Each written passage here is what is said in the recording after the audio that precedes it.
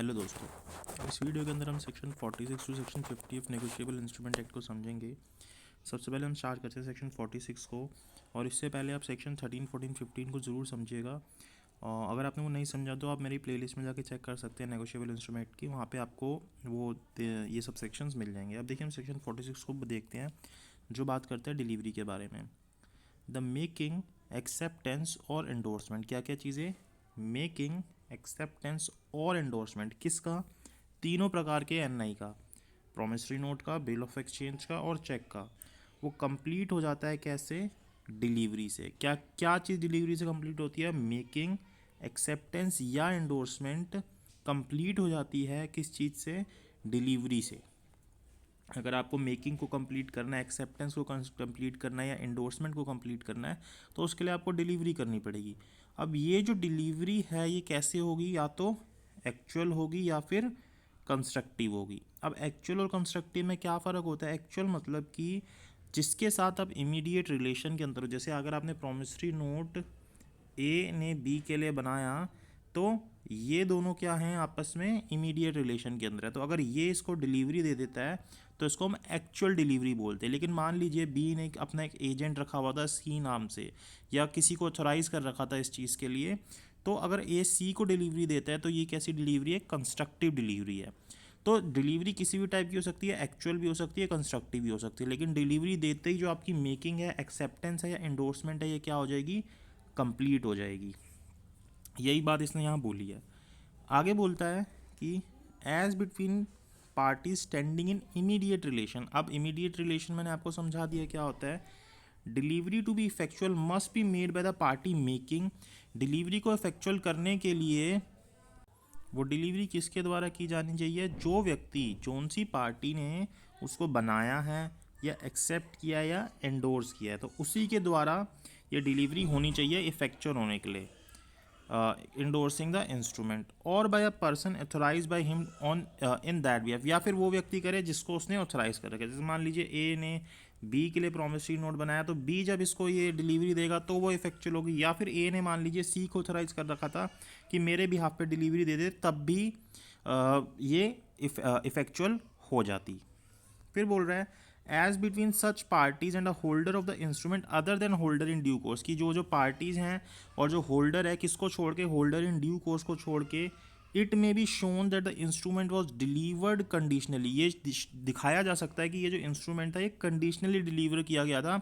मतलब कि ए ने बी को डिलीवर तो कर दिया था, लेकिन उसके ऊपर एक कंडीशन लगा दी थी कि जब ये होगी तभी ये डिलीवरी मानी जाएगी। ठीक है, ये हम शो कर सकते हैं ऑन और for a special purpose only, या फिर ये जो डिलीवरी की गई है किसी स्पेशल पर्पस के लिए ही की गई है, and not for the purpose of transferring absolutely the property therein, कि एब्सोल्युटली ट्रांसफ़र नहीं किया, कि सीधा सिर्फ बी को डिलीवरी दे दी तो एब्सोल्यूट ट्रांसफ़र नहीं किया। इसके ऊपर एक कंडीशन लगा दी थी या एक स्पेसिफिक इवेंट रख दिया था कि जब वो होगा तभी ये डिलीवरी मानी जाएगी। ये चीज़ शो की जा सकती है, लेकिन ये चीज़ होल्डर इन ड्यू कोर्स के लिए नहीं शो की जा सकती। कि अब बी ने आगे मान लीजिए सी को ट्रांसफ़र किया गुड फेथ के अंदर, सी को ये पीछे की कंडीशन के बारे में नहीं पता था, तब ये कंडीशन कोई वैलिड नहीं रहेगी। अब ये होल्डर इन ड्यू कोर्स हो गया तो अब ये जो है वैलिड हो जाएगा, चाहे ये कंडीशन पूरी हुई या नहीं हुई, वो स्पेसिफिक इवेंट हुआ या नहीं हुआ, वो डिलीवरी इफेक्टिव हो जाएगी, ये सी को ट्रांसफ़र माना जाएगा।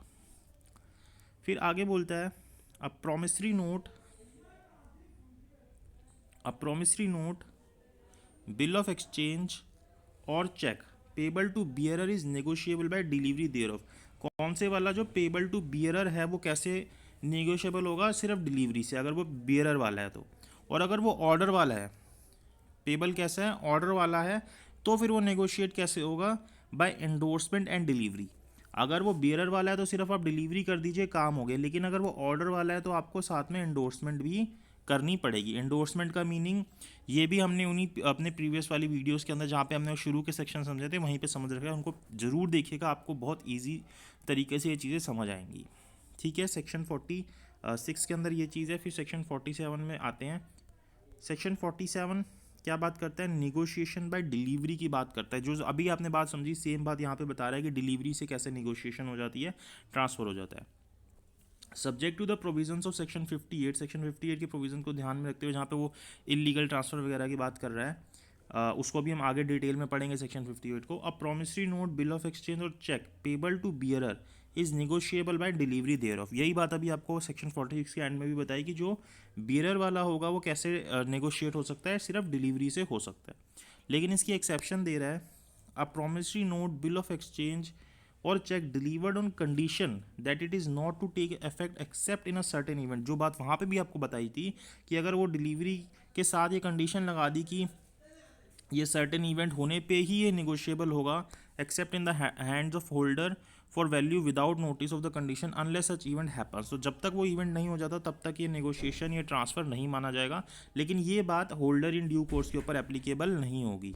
फिर यहाँ पे इलस्ट्रेशन देता है, क्या बोलता है, A the holder of negotiable instrument. A क्या है, एक होल्डर है नेगोशिएबल इंस्ट्रूमेंट का, पेबल टू बियरर।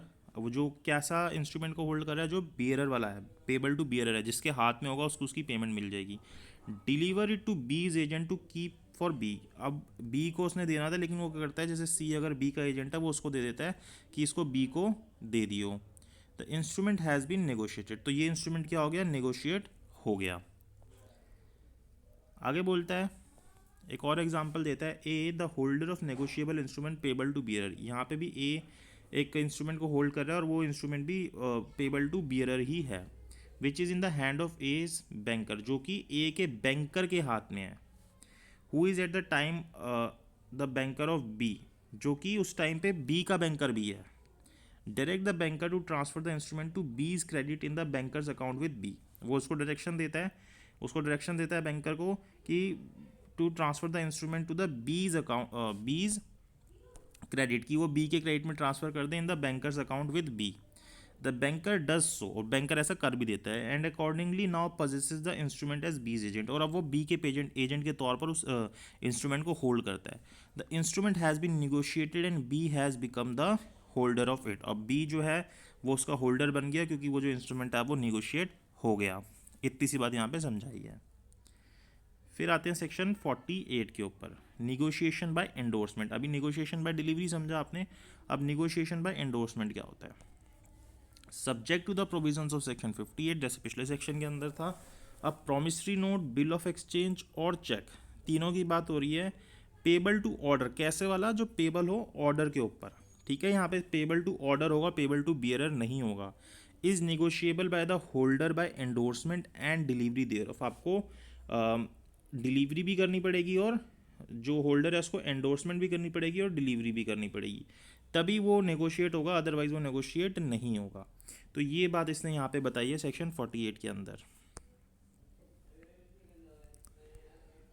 फिर आता है section 49, conversion of endorsement in blank into endorsement in full. अब एंडोर्समेंट इन ब्लैंक क्या होती है कि आपने बस साइन करके दे दिया, उसके ऊपर ये नहीं लिखा कि ये किसको पेबल होगी, तो उसको हम बोलते हैं एंडोर्समेंट इन ब्लैंक। तो एंडोर्समेंट इन ब्लैंक को एंडोर्समेंट इन फुल में कैसे कन्वर्ट करना है, उसको सेक्शन 49 में बताता है। बोलता है, the holder of negotiable instrument endorse in blank में without signing his own name, अपना नाम को बिना साइन किए, लेकिन उसके ऊपर एंडोर्सर के सिग्नेचर करके एक डायरेक्शन दे सकता है कि इस व्यक्ति को, जो एंडोर्सी है, जिसको ये एंडोर्स हो रहा है, उसको इसकी पेमेंट मिले।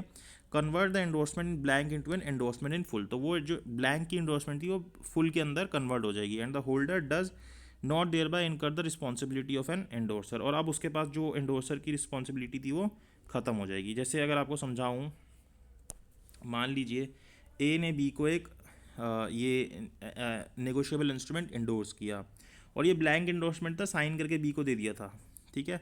तो ये क्या है, एंडोर्समेंट इन ब्लैंक है। अब इस एंडोर्समेंट इन ब्लैंक के ऊपर अब बी ने क्या किया, जब सी को ये ट्रांसफ़र किया तो उसके ऊपर ना, उस इंस्ट्रूमेंट के ऊपर सी का नाम लिख दिया, ठीक है। तो ये क्या हो गया, एंडोर्समेंट इन फुल हो गया। तो ये क्या है, कन्वर्जन हो गया एंडोर्समेंट इन ब्लैंक का एंडोर्समेंट इन फुल के अंदर। यही बात इसने यहाँ पे समझाई है।